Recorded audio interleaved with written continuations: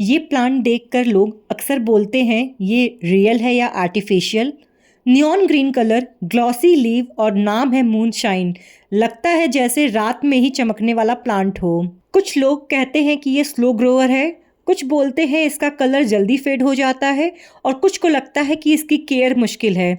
तो आज के इस वीडियो में हम आप सभी से शेयर करेंगे फिलोडेंड्रॉन मूनशाइन की केयर के बारे में और कुछ ऐसे फैक्ट्स जो नर्सरी वाले आपको नहीं बताते हैं। अगर आप चाहते हैं कि आपका मूनशाइन सिर्फ जिंदा नहीं बल्कि ग्लो भी करे तो वीडियो को एंड तक ज़रूर देखिए। सबसे पहले थोड़ा सा प्लांट के बारे में समझते हैं।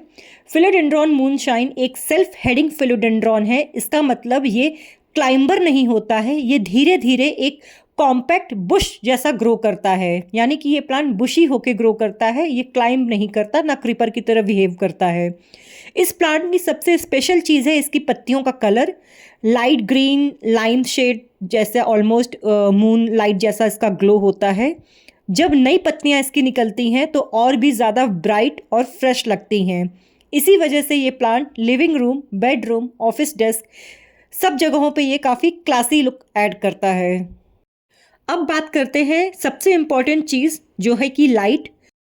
फिलोडेंड्रॉन मूनशाइन को चाहिए ब्राइट इनडायरेक्ट लाइट।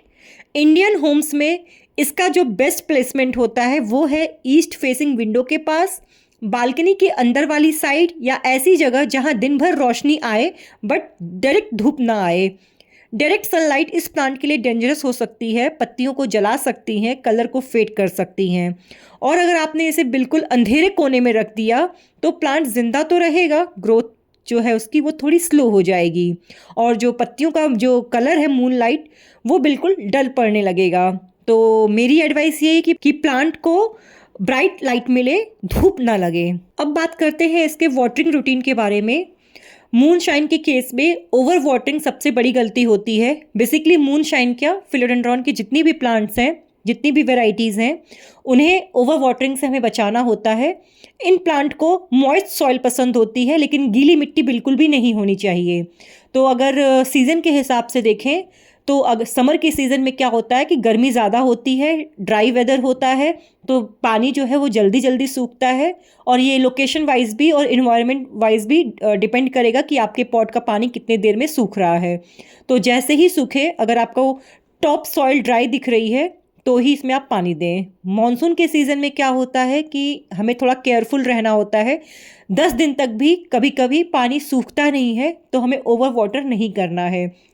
गमले की मिट्टी पूरी तरह से सूखने के बाद ही पानी दें। और अगर विंटर की बात करें तो विंटर में भी काफ़ी ड्राई और कोल्ड एयर होते हैं तो पानी सूखने में इनफैक्ट 10 से 15 दिन भी लग जाते हैं। तो सेम वही रूल हमें फॉलो करना है। जब तक 1 से 2 इंच फिंगर इंसर्ट करने के बाद सॉइल जो है वो ड्राई नहीं होती है तब तक हमें पानी नहीं डालना है। तो एक सिंपल रूल यही है कि पहले मिट्टी चेक करें फिर पानी दें। अगर आपके पॉट में पानी ज़्यादा हो जाएगा तो सबसे पहला आपको जो इंडिकेशन होगा वो पत्तियों का पीला होना नज़र आएगा। अब बात करते हैं इसके रिपोर्टिंग की। तो फिलोडेंड्रॉन मूनशाइन को बार बार रिपोर्ट करने की ज़रूरत नहीं है। कुछ साइंस होते हैं जो अगर आपको वो दिख रहे हों तभी आप रिपोर्ट करें, या मेरी तरह ये प्लांट अगर आपने नर्सरी से परचेज़ किया है तब रिपोर्ट करें। तो इस प्लांट को रिपोर्ट करने के लिए मैंने जो सॉइल मीडिया तैयार किया है वो बिल्कुल वेल ड्रेन और काफ़ी एयरी तैयार किया है जो रूट्स को एयर प्रॉपरली दे सकें। जैसा कि आप देख रहे हैं इसमें कोकोपिट है, गार्डन सॉइल भी है, थोड़ा परलाइट की मात्रा है, खाद में मैंने वर्मी कंपोस्ट डाला है, थोड़ा नीम खली वगैरह भी यूज़ किया है। हैवी मिट्टी में रूट्स सफोकेट हो जाती हैं और फिर प्लांट स्लो हो जाता है।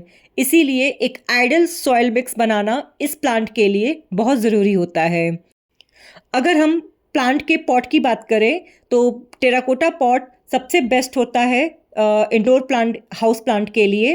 फ़िलहाल मैंने प्लास्टिक पॉट चूज़ किया है क्योंकि मेरी तरफ टेराकोटा के पॉट्स ईजिली अवेलेबल नहीं होते हैं और मेरे पास प्लास्टिक के पॉट्स में ये सारी वैरायटीज़ काफ़ी अच्छी ग्रो करती हैं। इसीलिए हम हमेशा प्लास्टिक के पॉट्स को चूज़ करते हैं।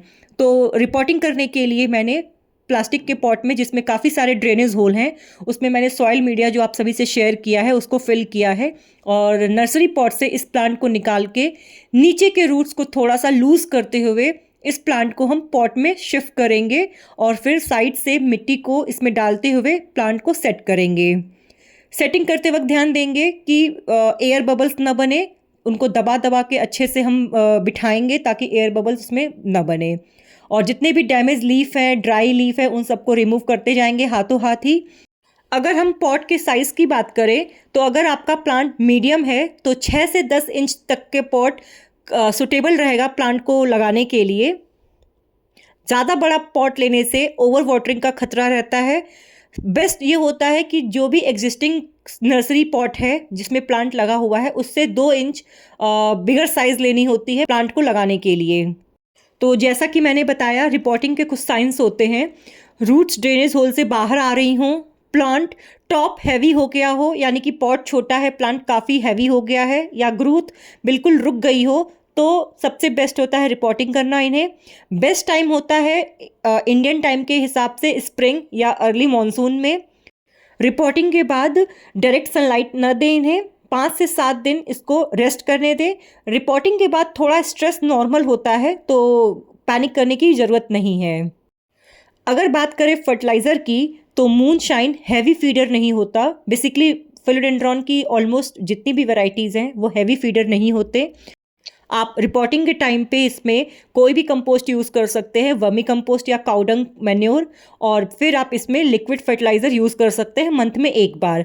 ज़्यादा फर्टिलाइज़र यूज़ करने से पत्तियां जो है वो जलने लगती हैं, इसीलिए बेस्ट है कि आप जितना कम फर्टिलाइज़र यूज़ करेंगे उतना ही प्लांट के लिए सेफ़ होगा।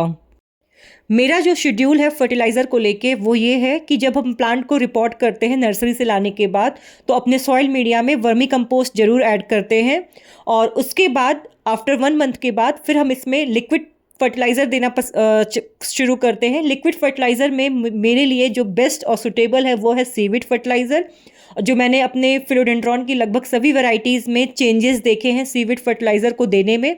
तो मेरा यही होता है कि हर 15-15 डेज़ पे इसमें हम सीविड फर्टिलाइज़र डाइल्यूट करके देते हैं, जिससे प्लांट्स क्या है वो हैप्पी भी रहते हैं, शाइन भी करते हैं, उनमें ग्रोथ भी होती है, और लिक्विड फर्टिलाइज़र देने से प्लांट में काफ़ी अच्छी आपको ग्रोथ नज़र आएगी। और मंथ में एक बार एप्सम सॉल्ट का स्प्रे ज़रूर करते हैं इसकी पत्तियों पे, ताकि जो शाइन है वो मेंटेन रहे। अब बात करते हैं ह्यूमिडिटी एंड टेम्परेचर की। तो सबसे अच्छी बात यह है कि इंडिया का वेदर फिलोडेंड्रॉन मूनशाइन के लिए नेचुरली सुटेबल है। आइडियल टेम्परेचर जो होता है वो 18 to 35 डिग्री सेंटीग्रेड होता है। नॉर्मल रूम ह्यूमिडिटी इसके लिए काफ़ी होती है। इस प्लांट को रोज़ रोज़ मिस्टिंग की ज़रूरत नहीं होती है। अगर आप एसी रूम में रखते हैं तो बस इतना सा ध्यान रखिएगा कि प्लांट के पास एयर फ्लो हो, मिट्टी जल्दी ज़्यादा ड्राई ना रहे। अब बात करते हैं कॉमन प्रॉब्लम्स की। तो अगर पत्तियां पीली हो रही हैं तो ये प्रॉब्लम है ओवर वाटरिंग का या ड्रेनेज इशू का। ग्रोथ स्लो है, इसका मतलब है कि लाइट कम मिल रही है। और अगर पत्तियां कर्ल हो रही हैं तो इसका मतलब है कि या तो वाटर स्ट्रेस है या टेम्परेचर का सडन चेंज है। ये प्लांट बहुत ज़्यादा ड्रामा नहीं करता है। और अगर बात करें पेस्ट की, तो अभी तक मैंने अपने किसी भी फिलोडेंड्रॉन में, ये जो मेरा एक्सपीरियंस है वो आप सभी से शेयर कर रहे हैं, मैंने कोई भी पेस्ट का इन्फेस्टेशन नहीं देखा है, ना मेलीबग, ना एफिड्स, ना स्पाइडर माइट्स का कोई भी इन्फेस्टेशन नहीं देखा है। फिर भी प्रिकॉशन के तौर पे मैंने इस पे हर 20 डेज़ पे नीम ऑयल का स्प्रे ज़रूर करते हैं। अच्छा, फिलोडेंड्रॉन में फंगल इन्फेक्शन एक बहुत कॉमन प्रॉब्लम है, स्पेशली इंडियन क्लाइमेट में। जब फंगस प्लांट के पत्तियों, स्टेम या रूट्स पे अटैक करता है तो प्लांट धीरे धीरे वीक होने लगता है, और ये इन्फेक्शन अक्सर मिट्टी, पानी या हवा के थ्रू स्प्रेड होता है। अगर आपने नोटिस किया होगा कि पत्तियों पे कभी कभी ब्राउन या ब्लैक तरह का गोल गोल सा स्पॉट होता है, या बीच से येलो हॉलो टाइप का स्पॉट होता है, और धीरे धीरे ये जो स्पॉट है वो फैलने लगता है, तो ये सबसे बड़ा और कॉमन फंगल इशू है फिलोडेंड्रॉन की वैरायटीज़ में। तो इसका सलूशन यही है कि अगर माइल्ड इन्फेक्शन है तो नीम ऑयल स्प्रे आप करते रहिए 7 दिन में एक बार, 1 लीटर पानी में 3 से 4 ml नीम ऑयल डाल के। या फास्ट रिजल्ट चाहते हैं, इन्फेक्शन सीवियर हो चुका है, तो सबसे पहले लीफ को कट करके साइड कर दें, और प्लांट पे आप जो इन्फेक्टेड लीफ है और प्लांट को साइड करके आप उसमें आप कार्बेंडाजिम या मैंकोजेब का स्प्रे करें 1 लीटर पानी में 1 ग्राम पाउडर को मिक्स करके, और 7 दिन के गैप पर स्प्रे करें और सॉइल में इसको ड्रेंच करें। ये सीवियर इन्फेक्शन में बेस्ट होता है। अगर इसके प्रोपोगेशन की बात करें तो बेस्ट मेथड है रूट डिवीज़न करके, प्लांट को डिवाइड करके आप इसको नया प्लांट तैयार करें। स्टेम कटिंग इसका चांसेस बहुत कम होता है, कभी कभी कटिंग जो है सक्सेसफुल नहीं होता, इसीलिए नर्सरी वाले भी इसको रूट डिवीज़न की हेल्प से डिवाइड करके प्लांट को तैयार करते हैं। तो फिलोडेंड्रॉन मूनशाइन एक ऐसा प्लांट है जो क्वाइटली ग्रो करता है, आपके स्पेस को ब्राइट बनाता है और बिगनर्स के लिए कॉन्फिडेंस बूस्टर है, यानी कि बिगनर फ्रेंडली प्लांट है ये। अगर आप इंडोर गार्डनिंग स्टार्ट कर रहे हैं तो ये प्लांट आपके लिए परफेक्ट चॉइस हो सकती है। अगर आपको ये डिटेल्ड केयर गाइड हेल्पफुल लगी हो तो ये वीडियो के लिए लाइक करें, चैनल को सब्सक्राइब करें और कमेंट में ज़रूर बताएं कि आपका मूनशाइन का एक्सपीरियंस कैसा रहा। तो मिलते हैं आप सभी से नेक्स्ट वीडियो में, तब तक के लिए हैप्पी गार्डनिंग।